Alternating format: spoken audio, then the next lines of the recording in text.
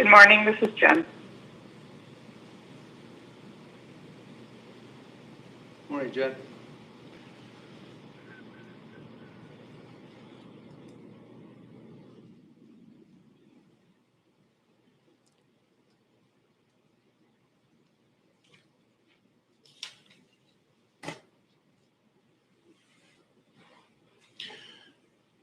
Good morning. It is May 18th, Tuesday, and this is the Franklin County Regular Board meeting. We have a full slate of commissioners with the administrator.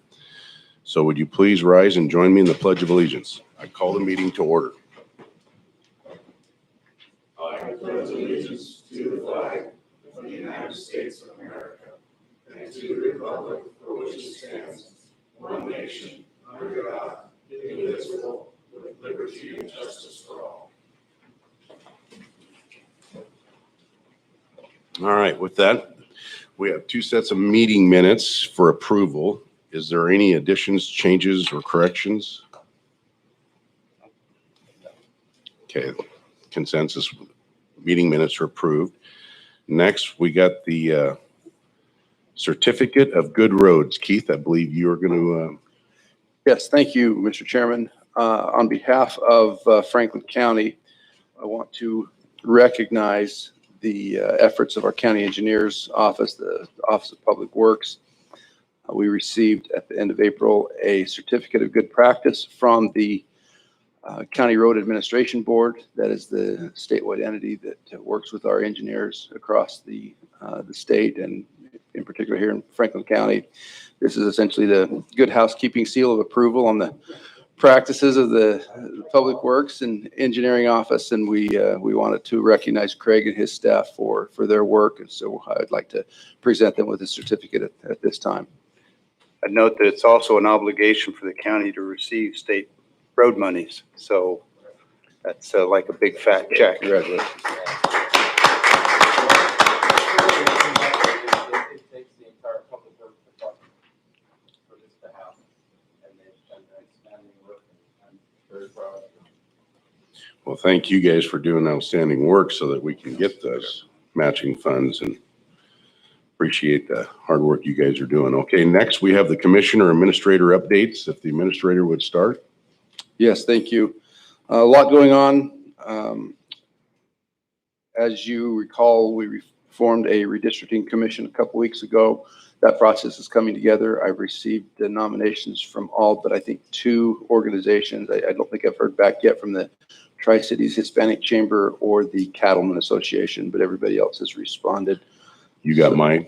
I've got Okay. I got yours, so. Thank you. We had given them till tomorrow to respond. So if I don't hear from them by today or tomorrow, I'll make sure I follow up and get a call and see if there's any reason for the holdup. But we want to get that committee to meet here in the next couple of weeks and kind of go through the high level material and current status so that they're up to speed and know each other and know kind of what the expectations are for moving forward. Also, we've created a salary commission to review and make recommendations regarding elected official compensation in Franklin County.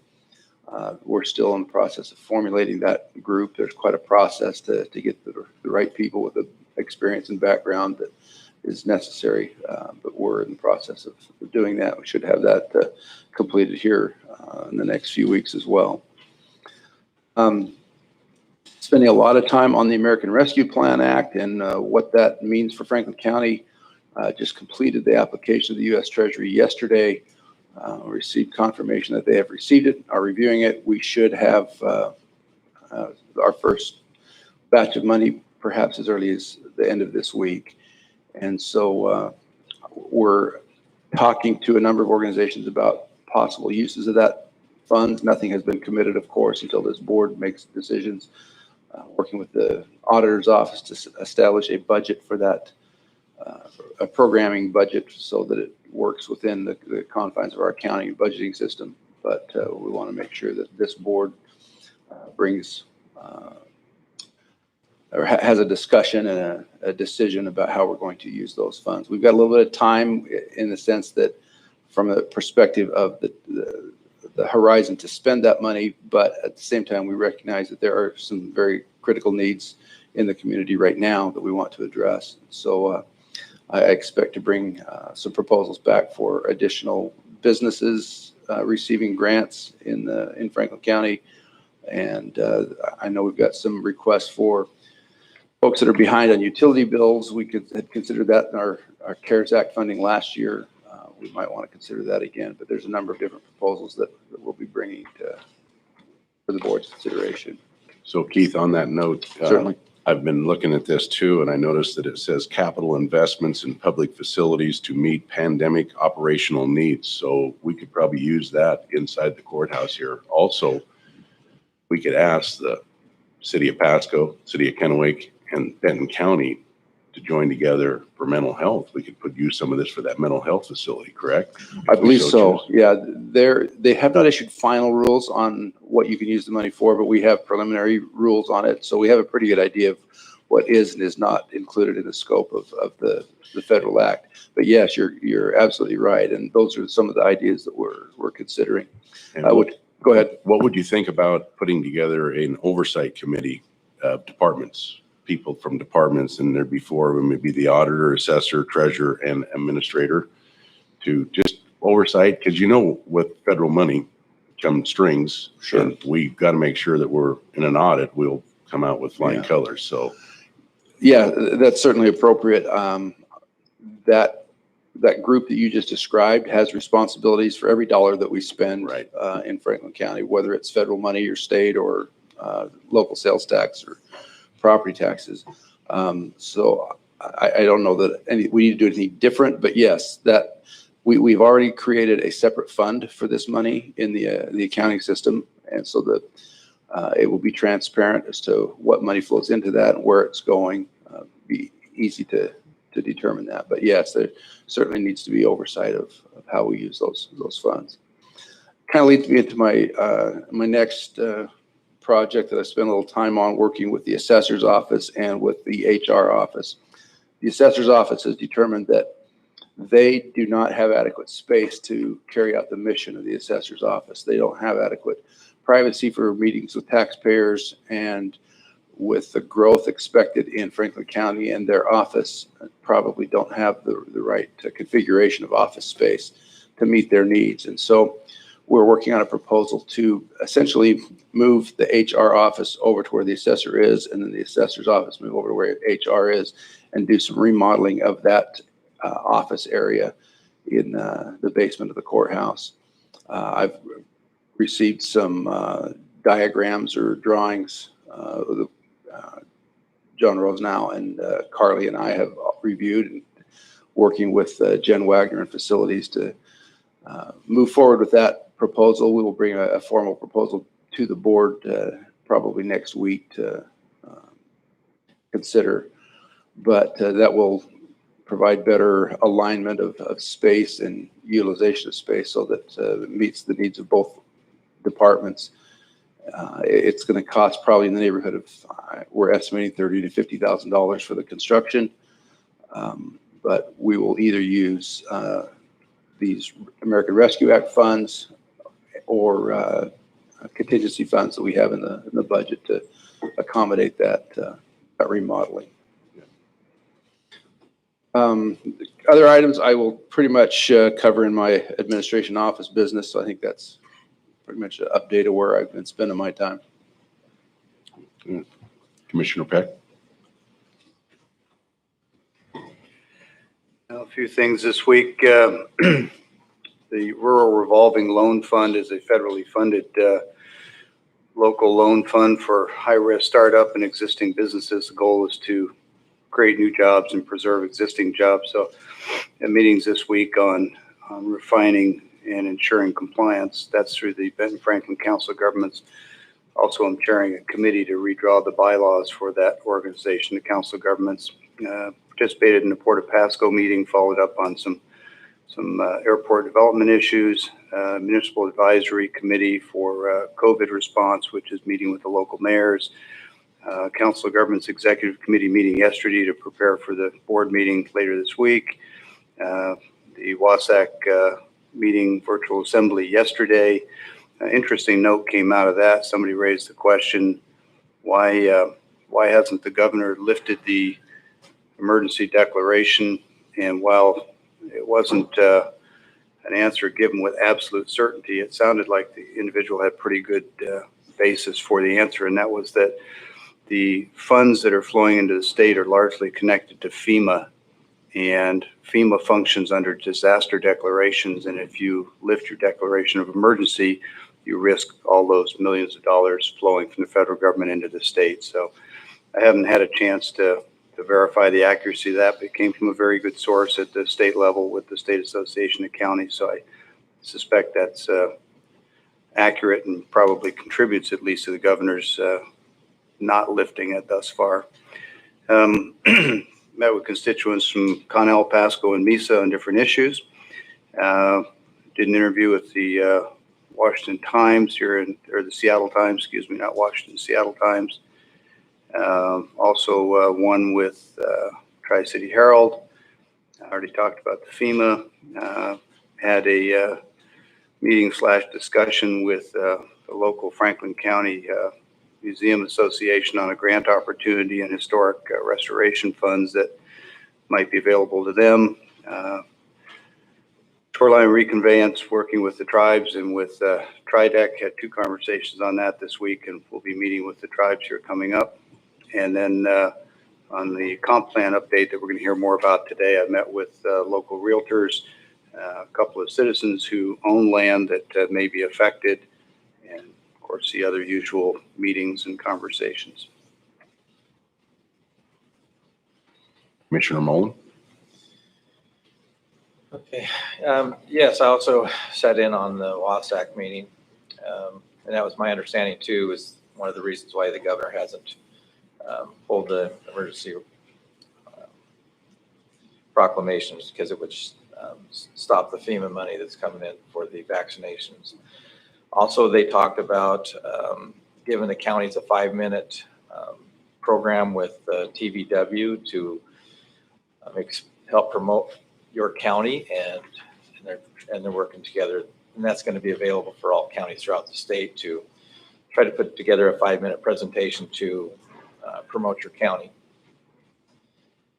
Also, out of the WASAC meeting came the guidelines saying that LNI will be redefining the guidelines this week on how we should proceed with reopening.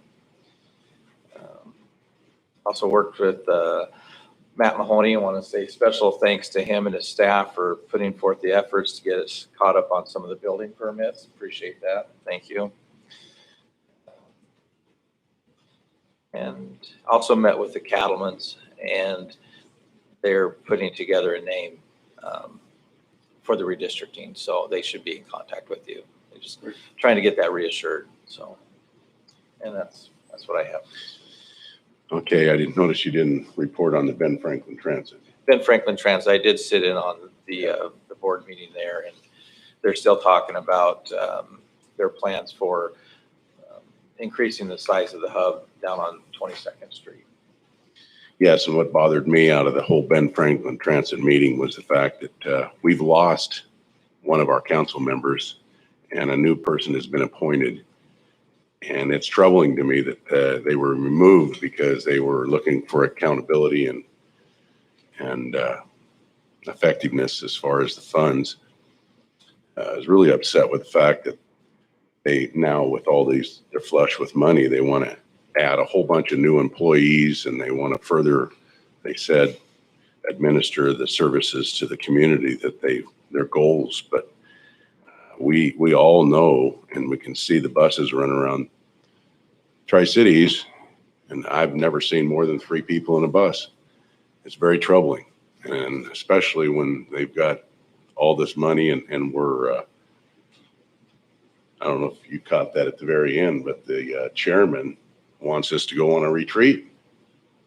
I guess we got enough money, we should be going on a retreat and enjoying ourselves on the public dole, and I took offense to that. I'm pretty upset with the fact that they're looking awful hard at ways to spend the money. And I think that the board needs to be a little bit more resistant to the fact that we are so flush with money, and we should use 2/10 of that 0.6 of 1%. Probably 1% should go to the mental health, and the other 1% should be going to the future of the Tri-Cities and the roadways, because the way we're growing, in my meeting with George Dockstetter, he's the one that suggested that we should use the 1% for the roads and 1% for mental health, is the fact that we're going to be behind big time with the way we're growing and the road system here in the Tri-Cities. And we should make that point that we want to improve the road system, not only for the public, but for the Ben Franklin Transit, so they can have more effective and efficient bus routes. Also got the Board of Health coming up tomorrow, along with the Budget Review Committee for the Franklin County.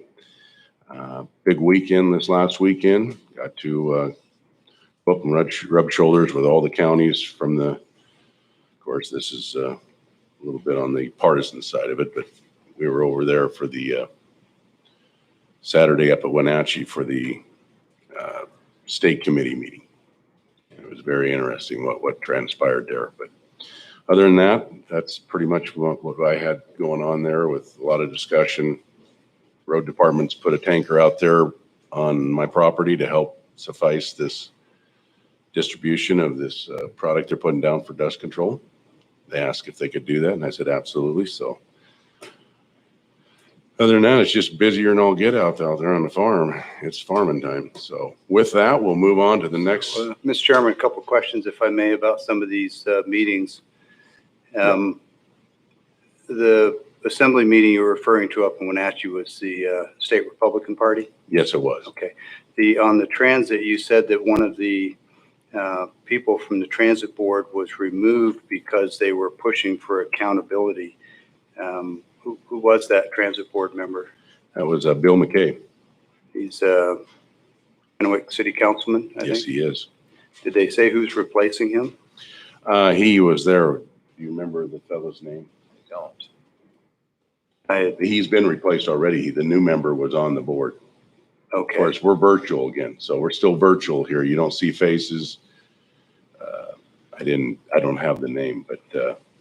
And just a clarification, I'm quite sure you meant to say 0.2, not 2% on the transit. Yeah, 0.2 of 1%. Right, right. So that the public is aware, the 0.6 that goes to transit is approved by the voters in the transit district, not by all the voters of the Exactly. two counties. And it would take a ballot measure of the people in the transit district to vote to change that tax that they put in place. And we've been advocating for doing that for a number of years. I support the idea. And I do believe we got a meeting set up with the other commissioners coming up here June 1st, correct? June 2nd. June 2nd, and we're going to discuss that Correct.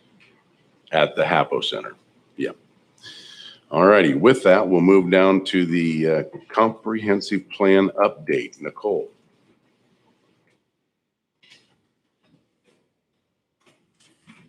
Thank you, Mr. Chairman. Good morning, Commissioners. I have a presentation this morning for you on the Comprehensive Plan Update Project.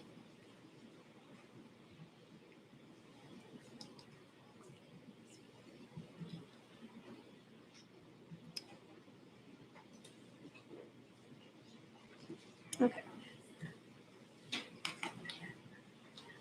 So to follow on from the information I provided last week, I wanted to focus this morning on a few key topics. But first, as just a general framework and reminder about the intent of the update, this again is a periodic update of the comprehensive plan, which is required by the State Growth Management Act. One of the items that we do with this periodic update is identify the urban growth areas. That is the responsibility of the counties in the state of Washington. We are going to conform to legal requirements, update our population forecasts, and study and address emerging issues. So if we boil everything down, this is kind of the highlights of what we're working on here. Real quickly, I'm just going to remind you that we've had an extensive public engagement process. This first slide shows some meetings that we had in 2017 to get the project underway. This is our list of meetings that were conducted in 2018, the majority being planning commission workshops. So they went chapter by chapter through the comprehensive plan to review the proposed changes. And then this isn't a complete list here, but 2019, we had several meetings. And then, of course, the more recent meetings, end of 2020 and beginning of 2021. This was a slide I used for the Planning Commission members just to show them kind of step by step what was happening. We have completed all of those steps moving down from the environmental agency review. We did SEPA, we did public hearings. There will be another public hearing before this board. And we do have a Planning Commission recommendation in hand. So now we're at the last part at the bottom, which is Board of County Commissioners action. But purpose of the slide is really to show all the support and all of the factors that have been put into place leading to this final action. Okay, with that, I'm going to move on to the comprehensive plan document itself and just point out a few things to you. As you'll recall, there's several elements in the plan, and as you work through reading all of that, you'll see how it all comes together with the goals and policies and data that's provided for each of those separate elements. So what's in the plan? The document I presented last week, it of course has goals and policies, many of which have been rewritten or modernized according to latest information and direction. For the county, it's also been updated with facts and figures. There's a lot of information and discussion because every comprehensive plan is uniquely crafted to each individual county. So we need to talk about our local circumstances and conditions. This document also contains the revised UGA boundaries as requested by the city of Connell and the city of Pasco with the few amendments as recommended by staff that I've brought up to you. So just in general, we have a whole host of different sections, tables, graphics, maps, and it's all coming together under that umbrella of comprehensive planning, looking at all these different factors and issues. When we look specifically at the land use element of the comprehensive plan, one important piece there, and it's just one page, but it's super important, is the land use map, because that is a policy document and that is guiding development and growth throughout the county. So I just want to make sure that I emphasize the importance of that component. We did receive 2 private party requests in regards to the land use map. One came from Chris Butcher, who was requesting a change in the Howarth Road area. He had asked for a 20-acre parcel of land, which is outside of a limited area of more intensive rural development, to be changed. But we had recommended denial of that request because the logical outer boundaries of those limited areas of rural development are not supposed to be expanded. And so that was not changed in the document that was presented to you based on that recommendation from staff and agreement by the Planning Commission. Another request, however, we have suggested the change be made. That's for Dustin Anderson, and this was according to a BLA, a very small boundary line adjustment for farming purposes, and it's basically a swap between agricultural land and rural remote out in the Ringgold Road area. So he wanted to do a boundary line adjustment, and so that was granted by the county, and now we just need to update the map. It's kind of a housekeeping issue, but again, it's very minor and it represents a swap. So there's no increase or decrease for either designation in that case. Excuse me, Cole. The Butcher request, as landmarks go, that one that's on the north side of Sagemore is pretty well built out. I recognize that one of the guiding principles of GMA is to limit urban sprawl, but when you've got a piece like that is attached, right, really the only thing dividing it is Sagemore, and there's transit that runs through there, there's school buses that run through there that serve that community. What are the arguments against us including that? I realize that the usual basic arguments about don't increase the size of landmarks and it's got a natural boundary to it. But in this case, there's a natural service corridor that runs right through the middle of it too, and would make it an efficient place to have a a little bit of expansion. So would you speak to that and broaden it, and then close it by telling me what authority the board has if we want to include this? Sure. So again, his parcel is 20 acres. It is south of the road there. To the north, there are a number of 5-acre parcels. That parcelization occurred before Growth Management Act came around. So that parcelization occurred prior to the ground rules that we're working under now. 384 growth management segregations. Correct. Right. And so that limited area of more intensive rural development was established in recognition of the parcelization that had already occurred, but it doesn't allow any intensification of that. In other words, those 5-acre parcels can't now become 1-acre parcels. They're locked in. And again, the state law does say that those limited areas of more intensive rural development should not be expanded.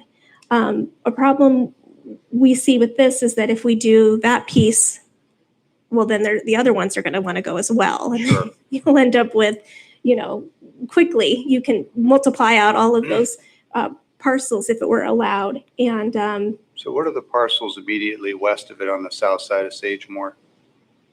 They're 4 vertical. let me see my pointer.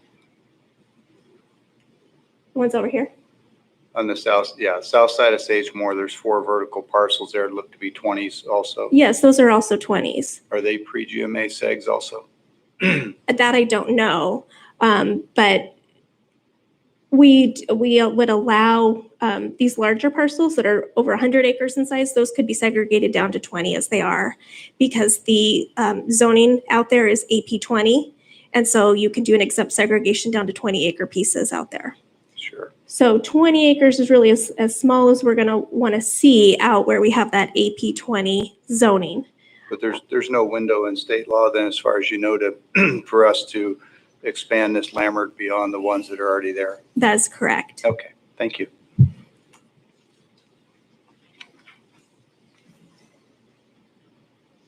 And then the other thing I wanted to highlight, and this slide's kind of a remnant, but there are many appendices to go along with the plan. I'll just highlight, we're going to include the final adoption ordinance as the first appendix.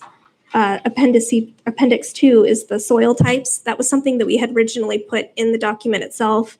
It seemed kind of excessive and a lot of extra information, but the Planning Commission wanted to keep that, so we decided to move it on to an appendix. And then there are other plans that are already adopted in the county, like the Shoreline Master Program, Voluntary Stewardship Plan, that are incorporated into the comprehensive plan. And so they are incorporated by reference and included in these appendices. Oh, this was a bigger slide, so I did have one so we could go in a little more detail. So this picture might help a little better because it's larger. Apologize, I forgot that was coming. But yeah, this was the subject parcel just south of West Sagemore Road where the request came in. I believe that staff was very upfront in saying, you can apply for this, but we're going to recommend disapproval because we have no basis on which to recommend any type of approval. But of course, we wanted to give them the opportunity to apply. And so that was done. All right, now I'm going to move into the Connell UGA expansion request. And I don't have too much to share on that, but I wanted to make sure that we did discuss this. So on the left-hand side is the existing representation of the urban growth area for Connell. The incorporated area is smaller than the UGA, and it's not shown on this exhibit. While I'm tempted to add that type of detail, that can change quickly with time. And so I wanted to make sure that these maps just show what they need to show, which is the urban growth area. And then annexations can occur according to that process when necessary. On the right-hand side is the proposed UGA boundaries. And as you can see, this is where they want to add. So it's on the east side of the city. And then they also want to do a removal at the very north end. This is where a landowner is farming property and does not want to be annexed into the city and does not anticipate urban type development in the next 20 years, which is the time period for the plan. So that landowner has petitioned to have that removal done, and the city supports it. So So Noel or Nicole, this would be a net reduction in it their is a UGA. net reduction, yes. It'll be a removal of 300 acres to the north, which is agricultural and urban reserve designation. Those are the designations given by the city. And then they want an addition of 80 acres to the east side, and that will be industrial. And so when you look into their application, you'll see where that 80 acres comes into play. And Nicole, in So- your experience, groups that have a history of expressing concern over these plans, trying to say it tactfully, the ones that like to sue counties, would a reduction like this in the Connell UGA serve as any sort of good faith or credit toward the bigger picture with respect to Pasco's UGA? I believe so. Okay. Yes. Thanks. Yes, and this also helps with the question of, well, is this addition in Connell appropriate? Obviously, they want to add industrial land. And so, looking at land supplies and everything else, you have to ask, well, is that an appropriate addition? But certainly when you say, well, hey, they want to add more industrial land, they're looking at job growth opportunities, they're looking at economic development opportunities and fostering all of those types of things in their communities, and they want to keep land that is farmed in farming, even though they had previously designated it for a potential different use in the future. So yeah, I think that in the grand scheme, it really does help with everything and helps justify their request.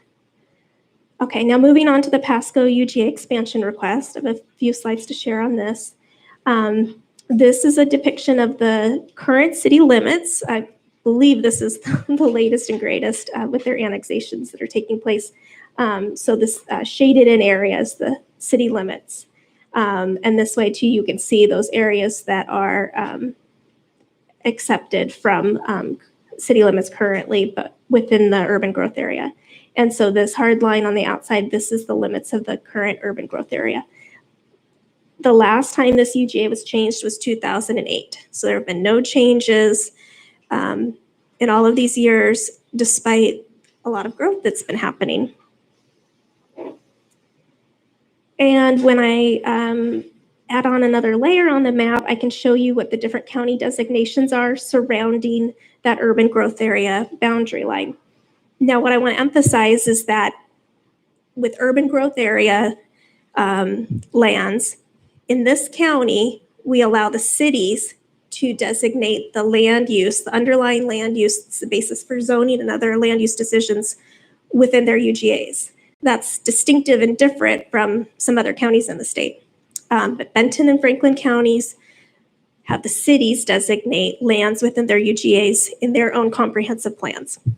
Everything outside of those UGAs, of course, is on the county's land use map. And so you'll see surrounding this urban growth area, well, a lot of the county is going to move out. If we were to zoom out a little bit, you'd see it's agricultural for the most part. The areas that are around this urban growth area boundary of Pasco, you see lots of these lanyards, these limited areas of more intensive rural development. And again, a lot of that is just a legacy of previous parcelization and more intense land uses that occurred. Crossroads development along the river and stuff. So reference my earlier question about the Lammerts, Butchers, you knew, I'm sure we'd end up here.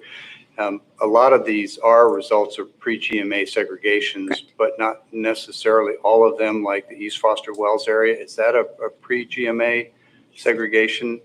It's a type 1 Lammert.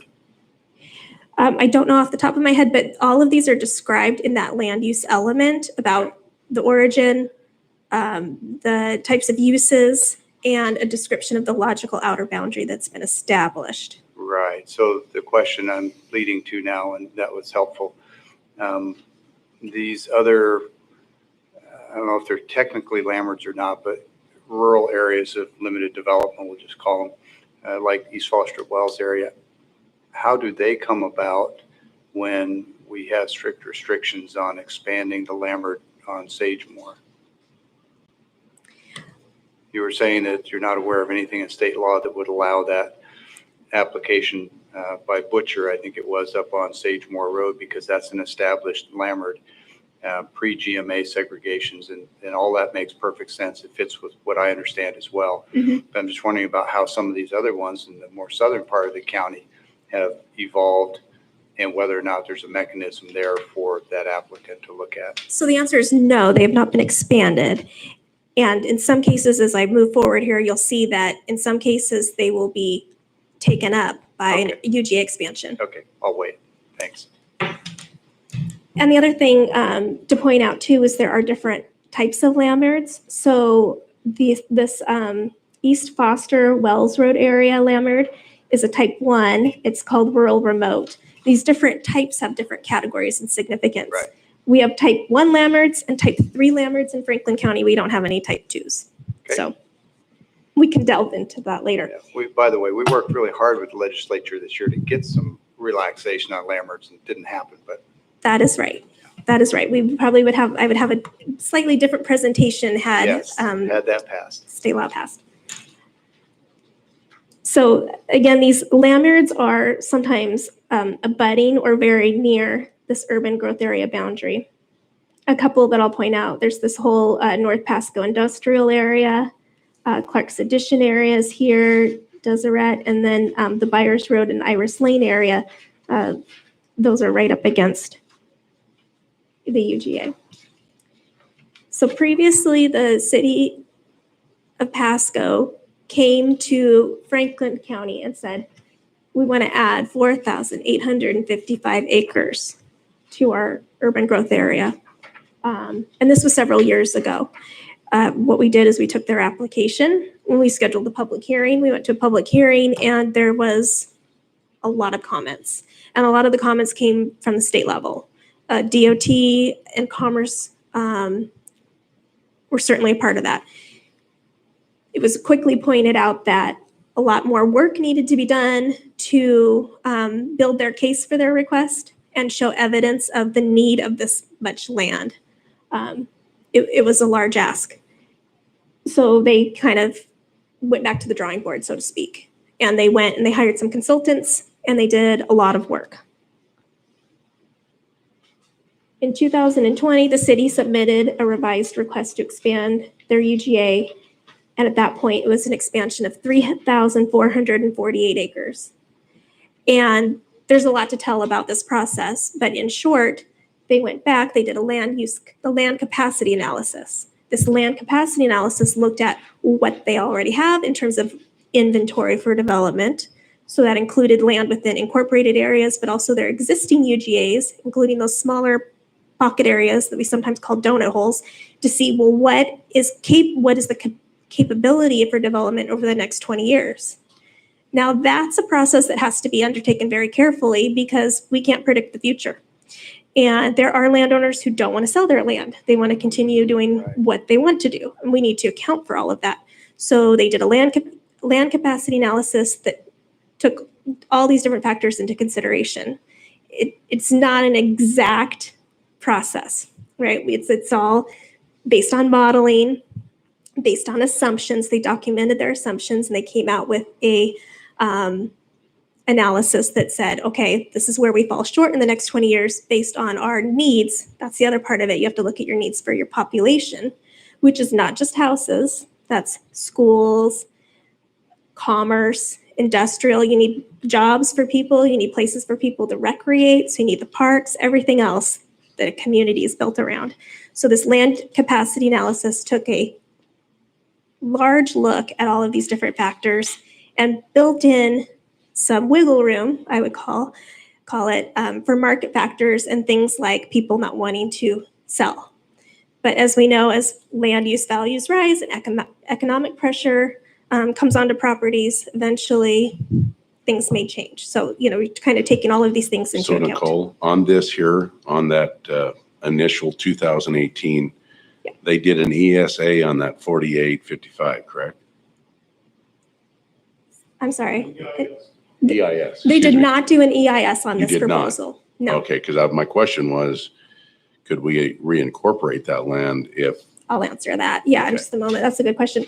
So no, when they came in with their request in 2018, they had not done an EIS. okay, They brought, I think, a SEPA checklist and, some materials, but it wasn't a robust analysis and it wasn't a fully developed proposal, I would say at that point, Okay. as compared to the 2020 revised request, which did have all that information. And they'd gone through that process of a land capacity analysis and they had done a look at, well, what's this going to do to our transportation system? Okay. What are the impacts? How can we look at the critical areas of in the landscape? How can we, look at all of these different things that we need to account for in terms of impacts? So Now, when they Nicole, did their I'm sorry, go EIS, just Go one second. When they did their EIS, they did look at different alternatives. mm-hmm, And so the first alternative that they chose was no action. The second alternative that they looked at, alternative number 2, was their original request. mm-hmm. Said, what if we did move forward with that? What would be the environmental impacts? And then alternative 3 was this revised request, which they called their more compact option.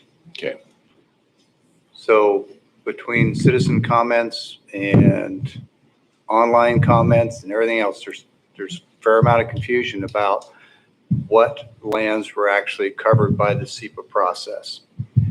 The no action obviously speaks for itself. It doesn't require it. But, well, actually it does, but that's another discussion. But alternative 1, which was the, 4,800, something like that, we heard last week, I think, from one of our citizens that had all been studied. And so it rose the question, was this 3,448 acres all included within the original proposal? But what I'm hearing you say now is that this proposal, the 2018 proposal with the 4,855 acres never had a full SEPA process and environmental review. And the current proposal, the 3,448 acres, has had a full SEPA review.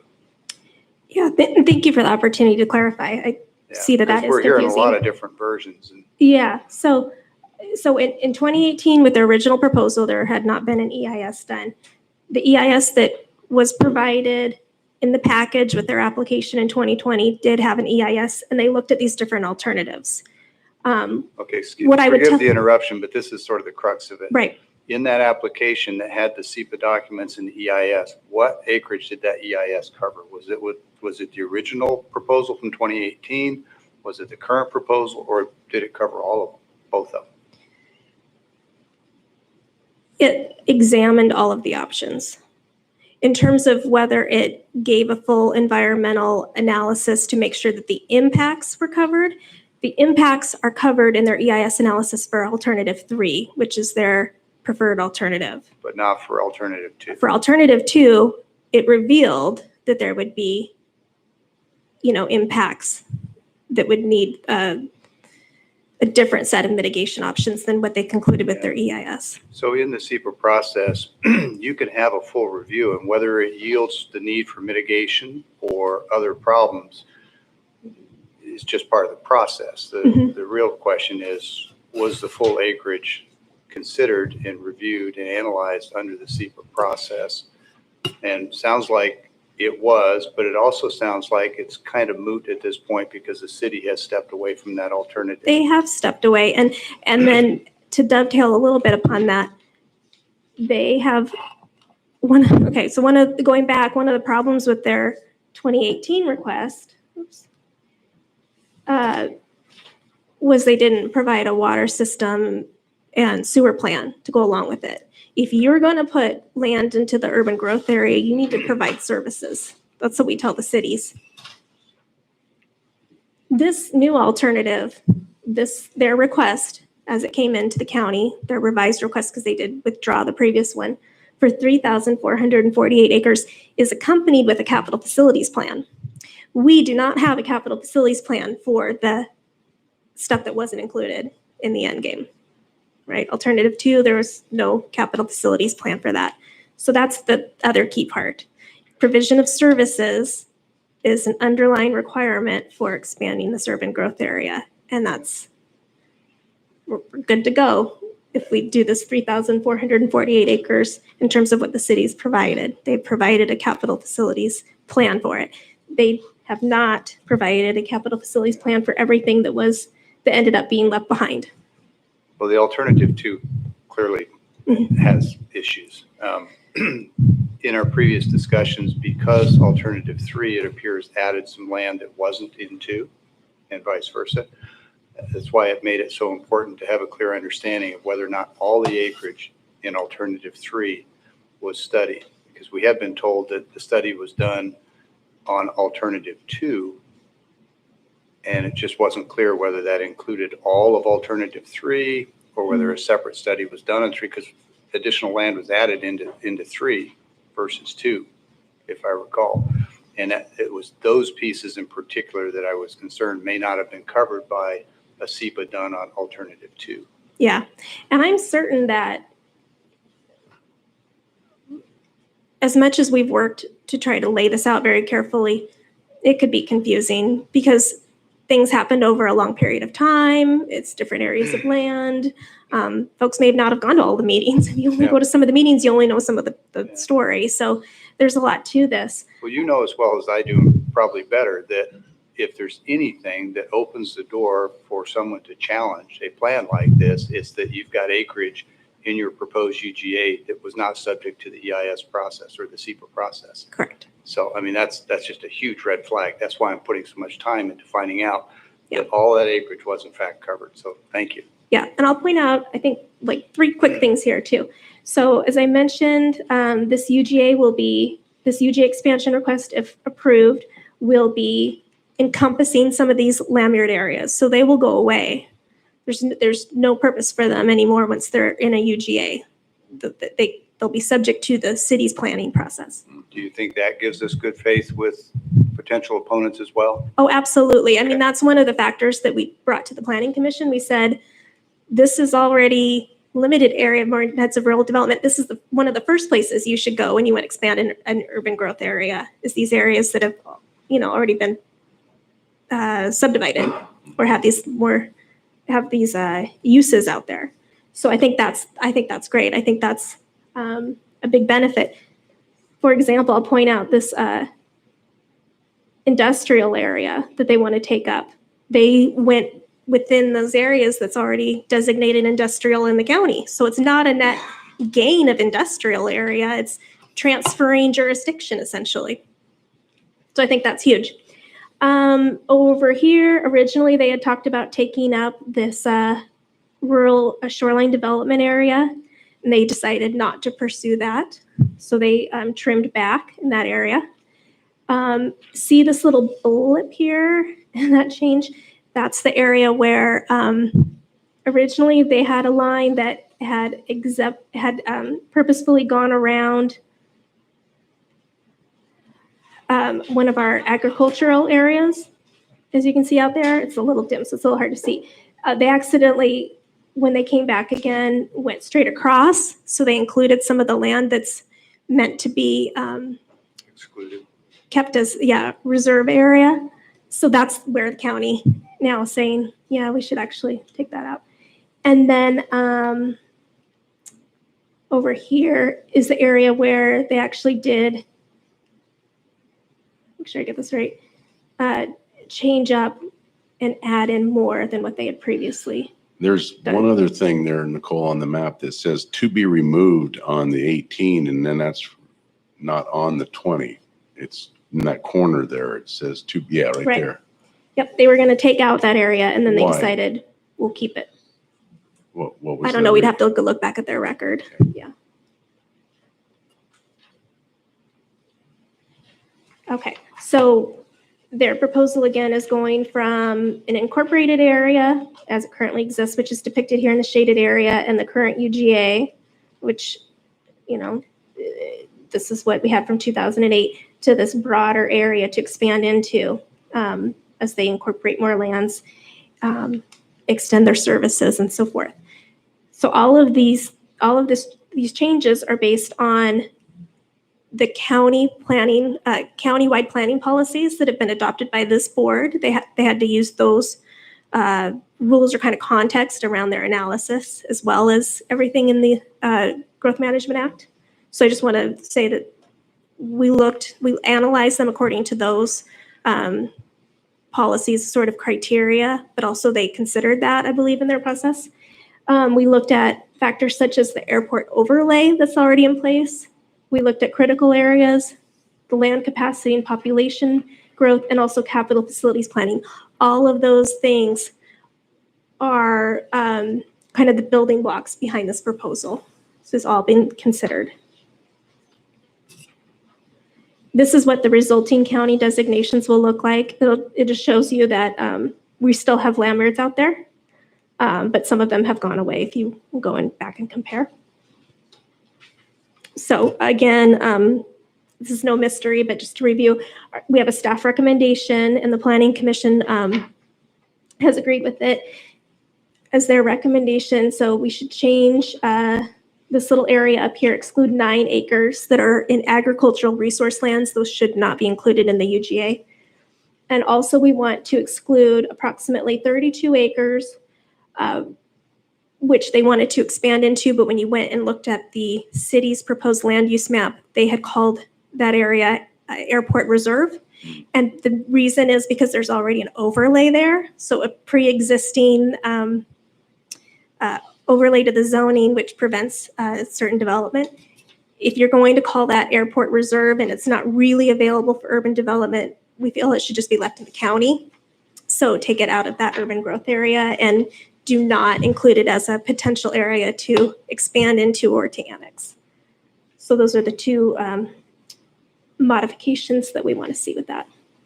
So Nicole, does that take us down to 3407 or was that already calculated in 3448? That'll take us down to the lower number you just said. 3407, okay. Which again is good faith. Yeah. I keep coming back to that because the people who will want to oppose this, these are all the things that we need to speak to as to why the plan was done with care and thought. That's right. And like I said, when I was here last week, it's still a big request. It's still a big expansion, but it's also quite overdue by many measures. And it's based on the population forecast. It's based on the capacity, as I was mentioning, the residential room for job growth. It includes future room that they'll need, which they haven't identified parcel by parcel yet, but the city needs areas for recreation purposes. Certainly when you build houses, you need the roads for them, everything else. So it's a full package look. And so we're glad that they went to that extensive measure to provide a foundation for their request. So again, this is just to repeat the process. We're here at the end for Board of County Commissioner action, and I'm available as a resource with any questions that you might have as you go through this task.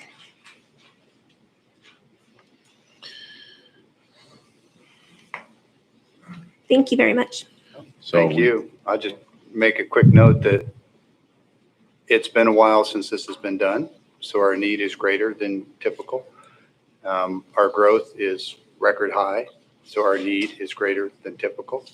And we've made the effort to consolidate and bring in landlords, and we've refused to increase landlords, and we've expanded into industrial areas that are already zoned for industrial, so there's no net increase there.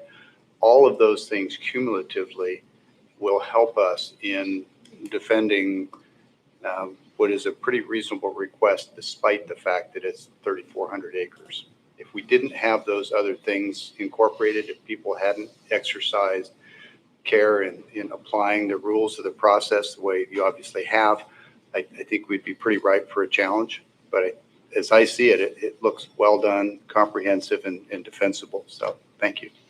And I'll just add that June 1st at 7 p.m. at the Hapo Center, we will have a comprehensive plan presentation for the public, a public hearing on this. So we'll make sure that we have that out for everyone for June 1st. Commissioner Mullen, do you have anything you want to add? I don't. Thank you, Nicole. Commissioner, may I ask? Thank you very much. Couple Yes, brief absolutely, questions. Keith. First, would you speak to Mesa and Colotus, and do they or do they not have urban growth boundaries? And if not, why not? They do have urban growth boundaries, and there's been no proposed change to those. So every city automatically has urban growth areas. And I can't remember off the top of my head, because it's been a while since I looked at it, to see how far out those urban growth areas are from their incorporated boundaries. But of course, they've experienced very nominal growth. So I wouldn't expect a need for any changes up there. The other question I have is just in terms of timing and process. Would you expect this board to make a decision at the June 1st meeting, or would that be an opportunity just to hear public comment and then take that back under advisement and maybe questions back to the staff and have a decision for approval at a future date? Yeah, so there's nothing to prevent the board from taking action that evening if they so choose. What I need to do is provide a proposed ordinance so that you could take such action. You need to take action with findings of fact that will be in an ordinance. And so we'll make sure that we provide that. You're still having a meeting that morning, June 1st? There's no meeting. Okay, so when Evening meeting. it's just in the evening, you're not having a morning meeting. Okay, so I just need to make sure I bring that to you here quickly so that we can put it on your agenda for next week. You can have a first look at the ordinance, see if there's anything that needs to be changed to allow for that action if so chosen. And then if you do not take action that night, you can do it at the next available meeting. You'll just declare your intent on when you would plan to take action as a board. So along Keith's question there about the smaller Clotis and Mesa, was it Mesa? Mm-hmm. We're finding that a lot of people are moving out into the blocks, and we know that that takes a 20-acre parcel in order to do that, unless they're granted an exception to that. We're seeing a lot of people wanting to live out in the rural area. So when would be the next time that we could look at Mesa and Clotis, because there will be people that will want to move there? And is there amp room for them to grow right now under this agreement? There's a couple ways to answer that. So the county-wide planning policies say that the county can look at an urban growth area expansion, I think, in even numbered years. This is important because this takes the burden off of potentially having a request every year to look at, because it's no light topic. It takes a lot of work. So certainly we don't have to wait until the next periodic update is what I'm saying before looking at these things. All urban growth area expansion requests need to be tied to a population projection. And I think it would be difficult at this point to say with some certainty that those areas are going to expand when we look at the past population growth or lack thereof. But if we had some information or something that could put that into place, we could certainly look at that. What you'll see when you go through the materials is that there has been a lot of growth in the county, but 80% of the population countywide has typically been within the city of Pasco. That's even with the annexation. So as the county population swells, most of that is in these urban areas. But again, Mesa and Clotis is just a small part of that picture. And then there's a topic we don't have time to go into today, but it's called incorporation. If there's a community that's not a city and wants to incorporate, then they'll develop their own UGA, and that's another avenue, but that's a pretty exhaustive one. Yeah, and we could talk for a long time about That's why it's not a bunch of topic different for things. today, but that's right. Just for those people who are not maybe thinking that, some of these towns we're talking about are cities and some are rural settlement areas, and rules are different. Yeah, and I oftentimes have to remind people Basin City is not a city. It's it's named that, but it's in the county, limited area of more intensive rural development. Right. All right, Nicole, well, thank you very much. Thank you. And with that, we'll move down to public comment. Keith, is there anybody on the phone? No one on the line right now. We are open for public comment, and if you would please use the mic.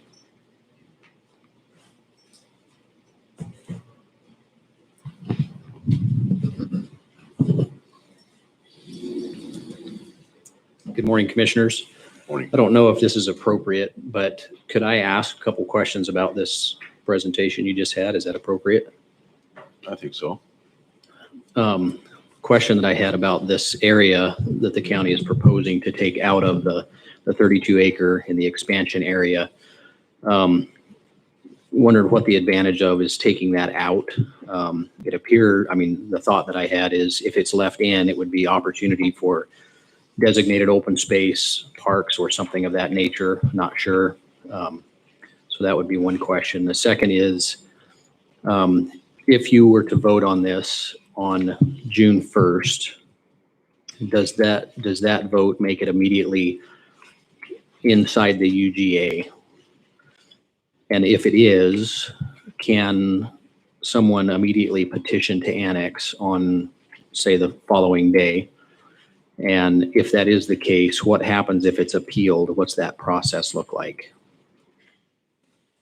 That would probably be a question for Nicole to answer. She'd be the resident expert on the response, I'm sure.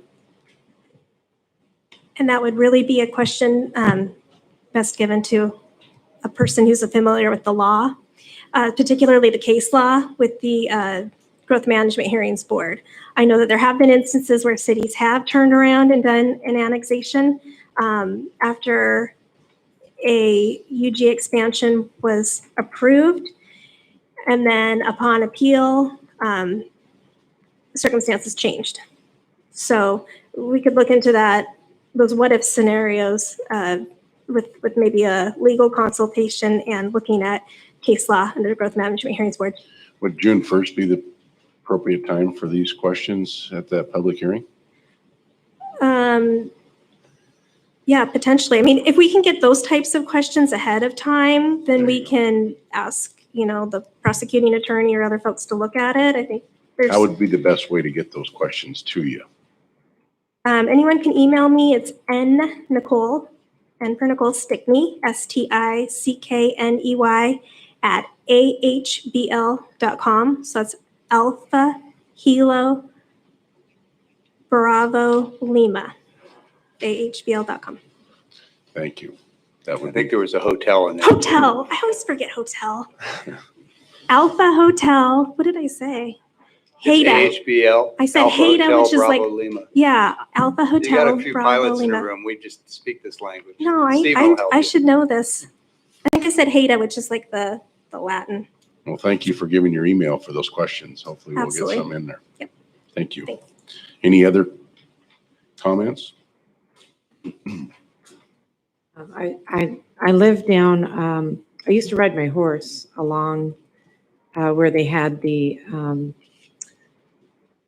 canal covered.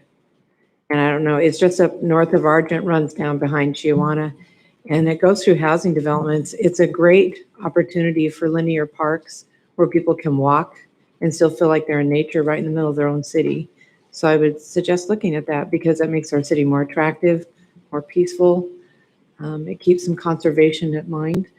And it runs all the way. You can cross Road 68 and it can run below the houses that are up on, I don't know what the development's called. It's got Pimlico Street, and then you've got houses down below where the fire department was that just moved, and on behind before you get to Argent. And it is a tremendous opportunity for walking and exercise. So I'd ask you to look at that. I won't be here at the meeting. I'll be on vacation.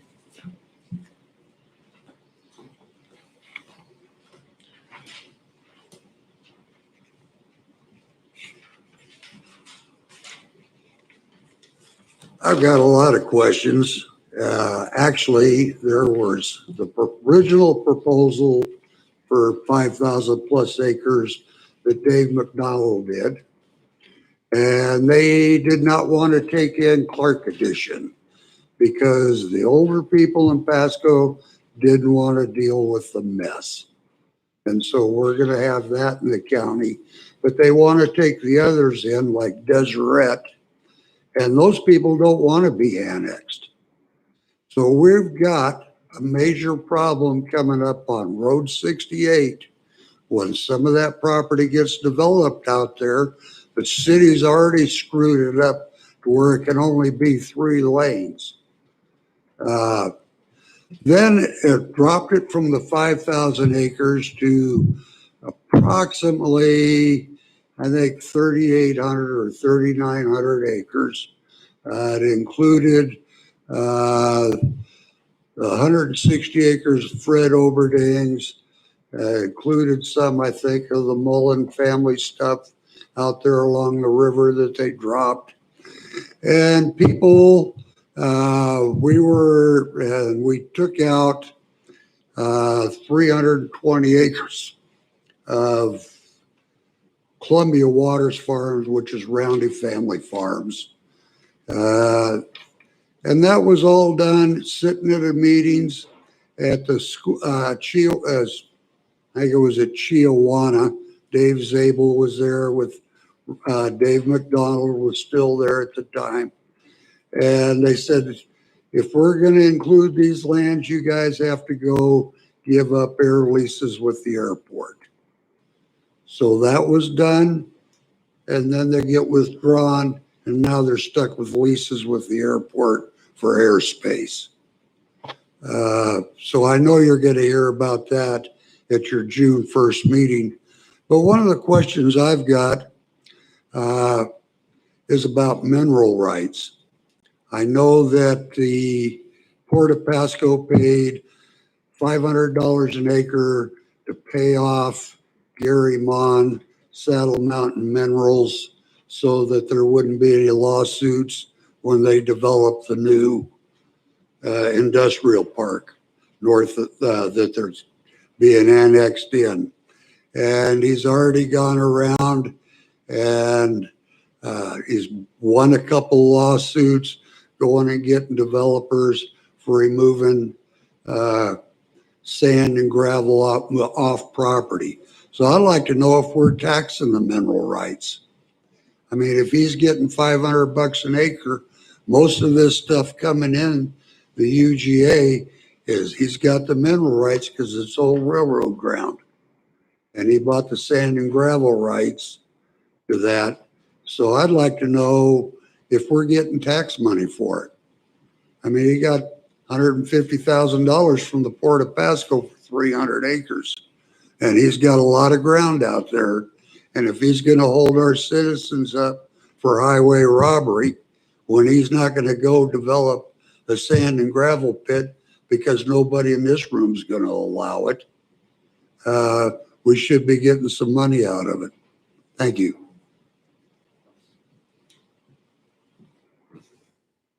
Any other comments?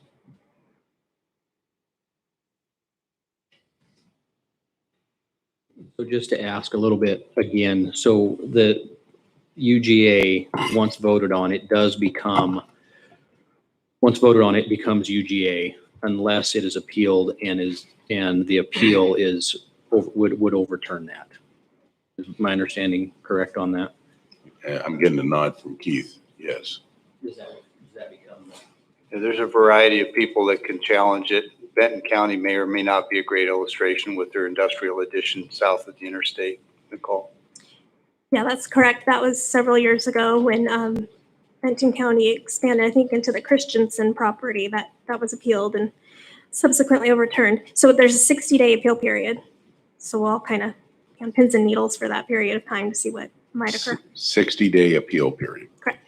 Right. In that case, Benton County added, I think was it 1,100 acres south of Interstate 82 for an industrial area. I don't remember the group. It may have been Future Wise that challenged it. It went to the State Growth Management Hearings Board, and they ruled against Benton County and offered Benton County the opportunity to rescind their ordinance and undo what they had done, which the county did, all in about a 60, 90-day window, if I remember.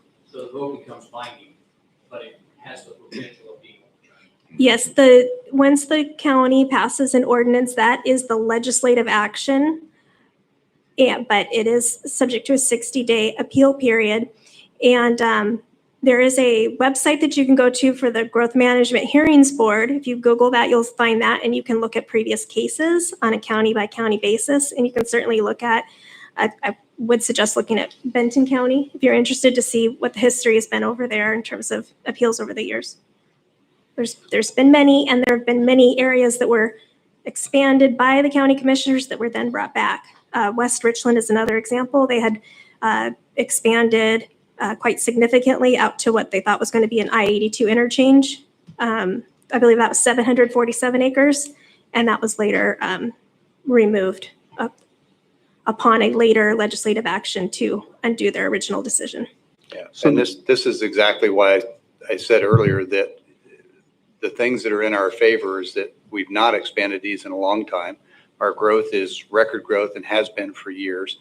We've absorbed some landmarks, which people on the other side of these issues tend not to like. And we've made a good case for where we need to expand and why. So it's, nothing is rock solid, but having seen a number of these over the years, I think this one is pretty responsible. And I'm hopeful that if there are challenges, they'll be minimal.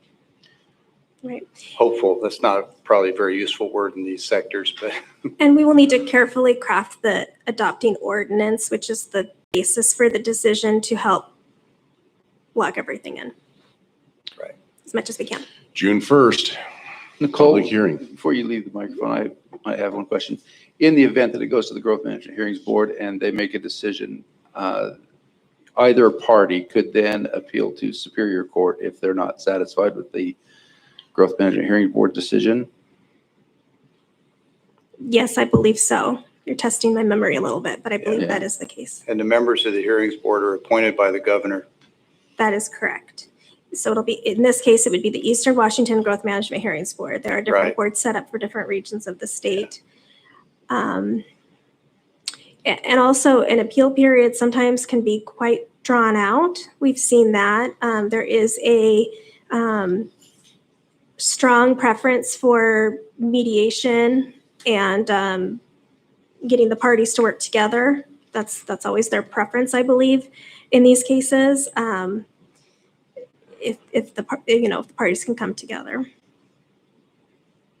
But of course, we're trying to avoid that because it would be at a high cost potentially in terms of time, effort, investment by the county to defend this. So again, we're trying to keep this as Loctite as possible and make a good foundation for the decision that is made.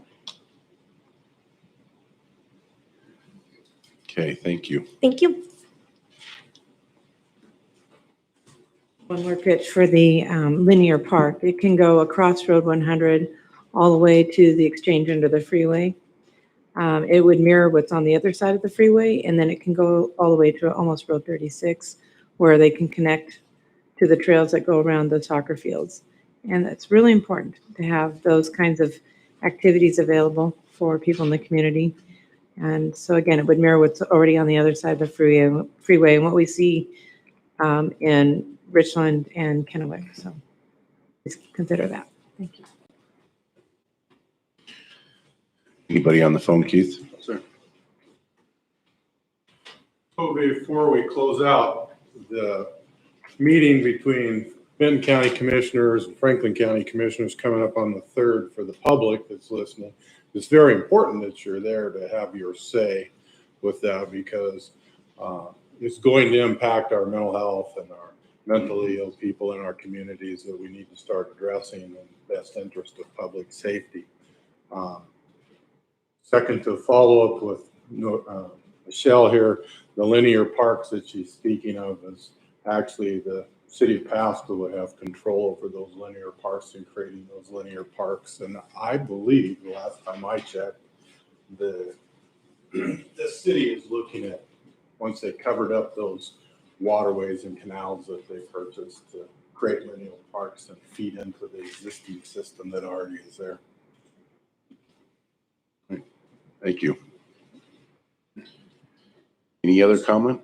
Would you describe time and place of that joint commission meeting?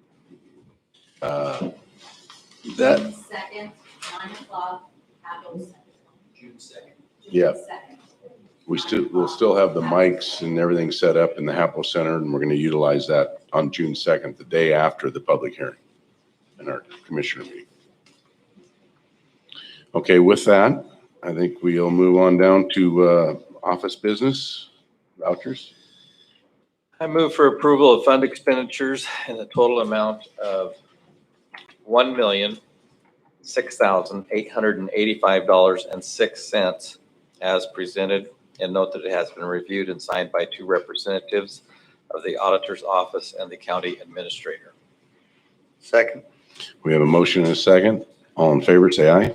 Aye. Aye. Move for approval of salary clearing payroll and emergency management payroll in the total amount of $995,197.79 as presented, and note that it has been reviewed and signed by 2 representatives of the auditor's office. Second. We have a motion and a second. All in favor, say aye. Aye. Aye. Aye. Takes us down to the consent agenda. I believe we have 7 items on the consent agenda.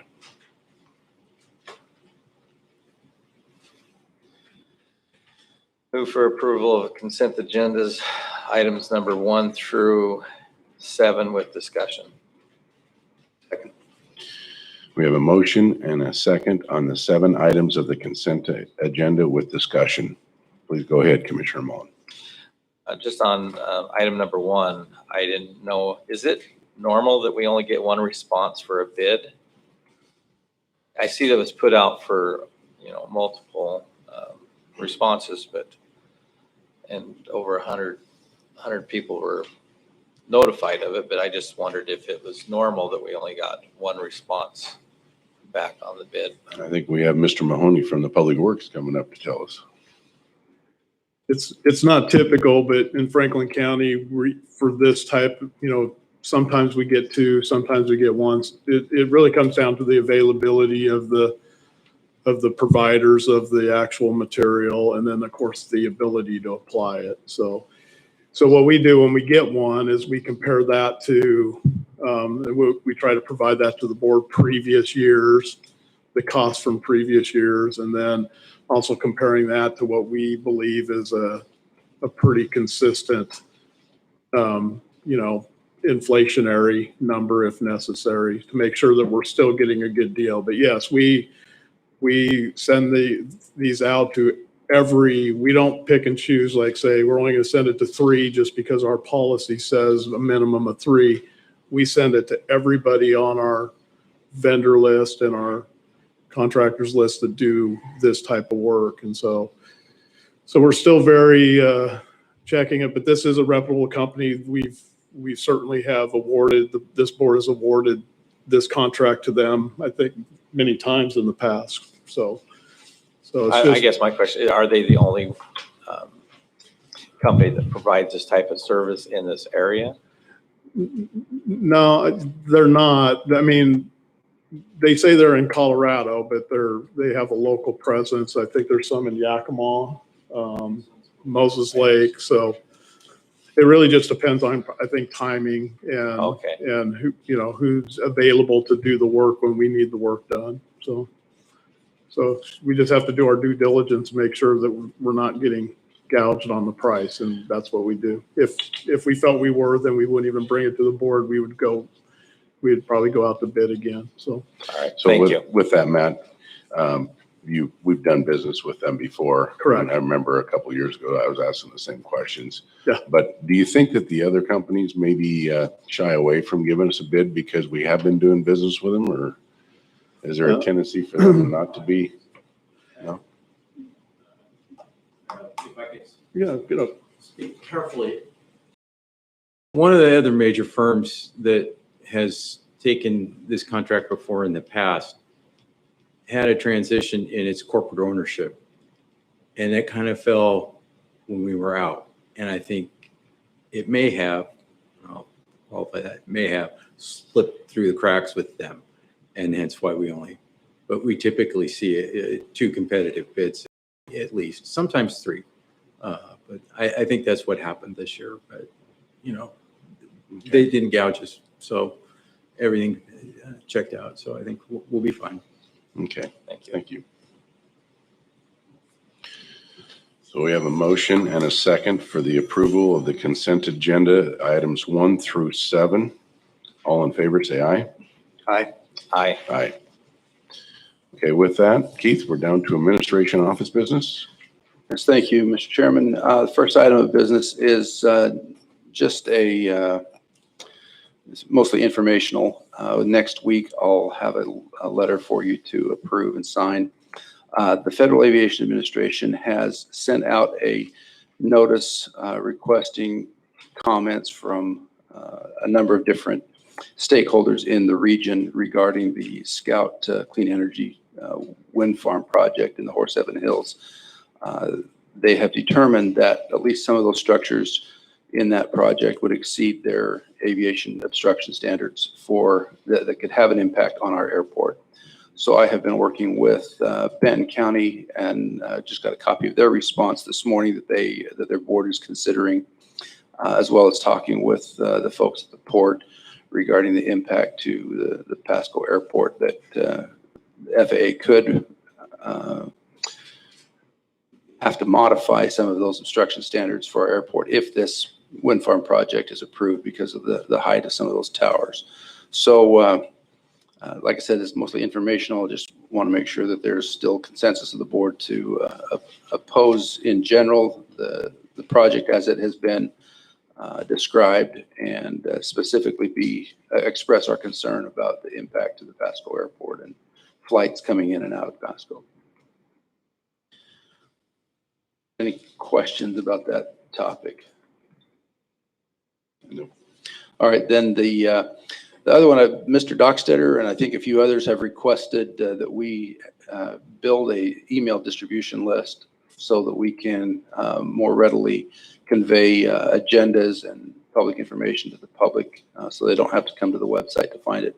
We have established that. We're in the process of kind of building the second piece, so I expect that to be just about any day. We will be able to announce that and get people signed up that if they want to add their email list to the listserv, then they will be notified of, like I said, commissioner agendas, planning commission agendas, dates of those meetings, those kinds of things, other information that's important to county citizens to be aware of.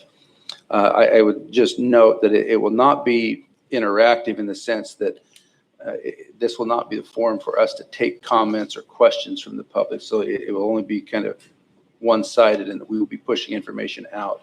But because of the Public Records Act, it would not be the appropriate forum for them to add comments back to us. So it won't be interactive that way. It's typical for organizations to do that. I would imagine many of you get emails from different companies or folks you know or do business with that has a do not reply statement in the header. This will be similar to that so that we don't lose any questions or comments. That we still have the ability for people to contact us. All of our emails are public and available on the website if anybody has a question or a comment about county business. But this particular email distribution list will be simply for us to push information out to the public to keep them more aware of what's going on. So I appreciate the input of the public on helping us come up with the idea. And I think our staff has got this pretty well handled now to be able to launch this in the next few days. Other than that, I have no official business to, we already mentioned the joint meeting with Benton County on June the 2nd regarding the potential referendum to modify transit taxes. Just encourage the public to participate in that as well. That's all I have for you this morning. Thank you, Keith. With that, we're down to public comment. Is there any public comment? Anybody on the phone, Keith? No. I want to thank Keith for doing that email blast. That's very helpful. And a couple other things I'd like to talk about. I talked to Commissioner Didier. He was talking about reducing the 6% to 1% or the 0.6 to 0.5 to Ben Franklin Transit. And I told him it ought to be reduced to 0.4, with 1/10 going to mental health and 1/10 going to joint county projects with us in Benton County. There's plenty of projects out there that would benefit both counties. We're pretty well intertwined. And one other thing I wanted to talk about on the growth management deal. I know everybody on the other side of the state hates these rural development deals where people are out there on 1 to 5 acre tracts. But with what the city has for a planner and talking 6 lots to the acre, you're going to get more demand for people that would like a little bit of acreage. And I think you ought to look at some zoning changes in certain areas to where we can accommodate the people of the county that want something besides a cracker box house that goes up and down and 5 foot away from a neighbor's yard, which is what we're going to end up with under the new plans that are coming out of the city on what the city planner wants. He's a ex-transit authority person that thinks everybody ought to be riding the damn bus. And we all know that's not happening and not gonna happen. So anyway, thank you for your time. Thank you. Anybody else, public comment? I know I've mentioned this before. I don't know if any of you bothered to check it out, but I would prefer that they reduce it and make some of that funds available to conservation. There is a tree that grows in 3 years, not a poplar. It's called a megaflora. It's a hybrid tree that doesn't mix with others. It creates lumber, furniture. It's a very solid investment, but most important, and China's using it all over, is to absorb CO2. And I think if we put our joint counties and our joint cities on the map for doing that and reducing our CO2 by using actual plants, I think you'd have a very powerful case. And I would ask again to talk to some of my commissioners about that. Thank you. Any other public comment? Okay, that takes us down to, is there any other business for the good of the board? Mr. Chairman, I think it might be useful for me to give a very quick explanation on this transit tax. It's over the last 6 or 8 years, I made 2 proposals to the Bi-County Board to ask the transit voters to reduce the tax from 6/10 to 5/10 with the built-in agreement that if the transit district voters agreed to do that, then the boards from the 2 counties, Benton and Franklin, would invoke what's called council-manic authority, which is authority delegated by the state of Washington to a council like this Board of Commissioners. And with a single vote, we could invoke the 1/10 of 1 cent for mental health. That authority has already been given to this board. We could have done it anytime up till right now. There hasn't been an appetite to add that tax, and so that was the purpose in my proposing. If we can get transit to reduce to 5/10, then we could vote in the 1/10 mental health immediately. These other suggestions about having another 10th for roads or for something else, we don't have the authority to invoke that tax the same way we do the 1/10 mental health. There are other avenues to do it, but they're more complex and they take more time. So I just want to make a distinction that the whole idea grows out. The first time that I proposed this, I think was 6 or 8 years ago, myself and Commissioner Beaver from Benton County were the only 2 out of the 6 that would support even asking transit to put it on the ballot. And then proposed it again about 2 years later, and it was a 5-to-1 vote. So I'm very interested in seeing how this bi-county meeting goes and how much interest there is in doing it now. So just want to give that for clarification, because these other 1/10s for other things may or may not be great ideas, but we don't have the authority to impose it the way we do the mental health. Does it have to be a unanimous vote with the commissioners? On which question? Well, you said they voted 5-to-1. That was a motion that I made in a bi-county meeting for us to go to transit and request from the transit board a measure on the ballot asking the transit district voters to reduce it. They wouldn't even ask the question.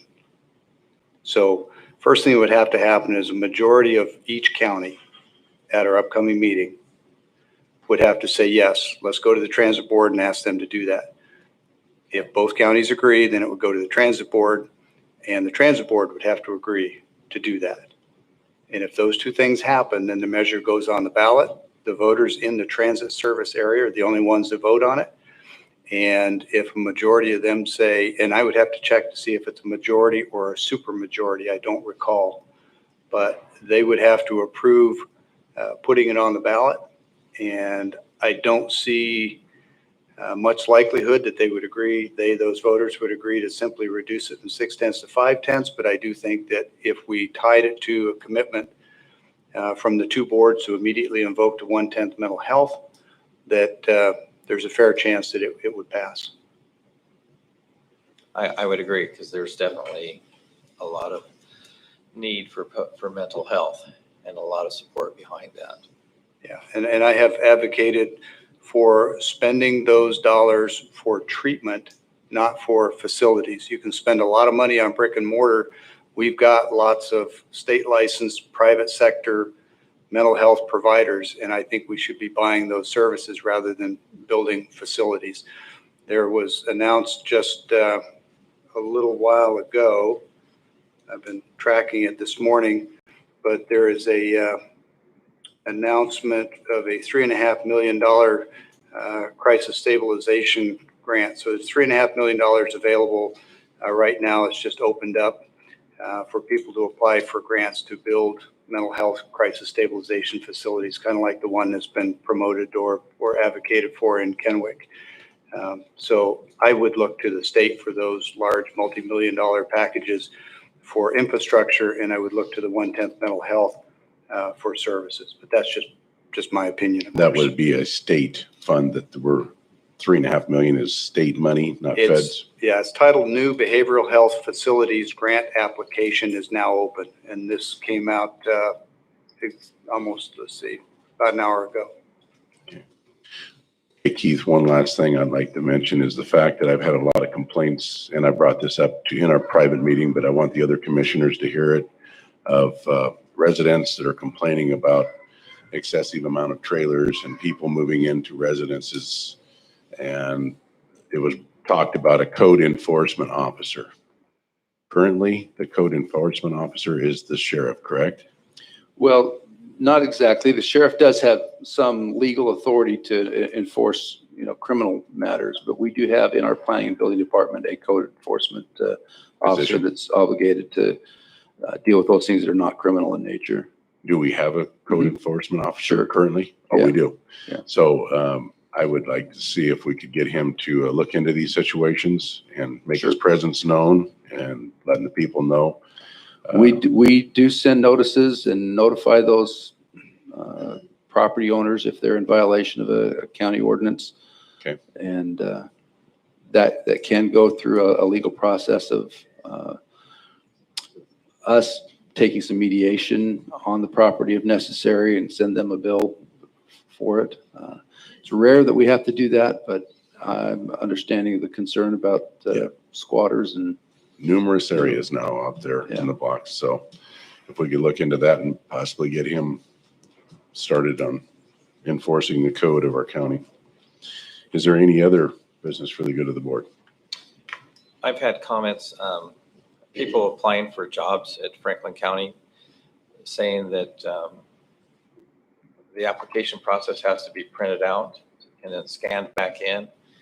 And their only comment was that the other counties that they have applied for, they're able to fill it out online and hit send. And I don't know if that's something that's been looked at or needs to be addressed by IT or anything to make it easier for our applicants to come forward. Maybe Carly could step forward and explain it. There's a number of products that do that. It's a financial question. I mean, there is a module with our One Solution system that does applications. I don't know that would be the money best spent, but to clarify, download the application. You don't have to print it out. There's a certification that needs to be signed. It can be signed electronically, it can be signed online, it can be that one page printed out and You can sign it, take a picture of it, and, send it back in with the rest of the application materials. The bulk of the applications we accept are via email. Okay. It's clunkier than Well, I think that was the comment than I like was Gov hearing, QA so. for sure. But those systems cost money. And so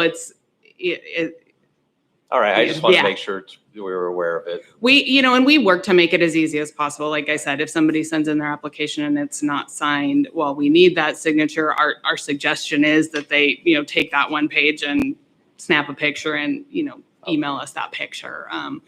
So we really do work to make it as easy as possible within what is really a manual system that we have. So hopefully that All helps. right, thank you. Yeah, you bet. Thank you. Okay, with that, the meeting is adjourned.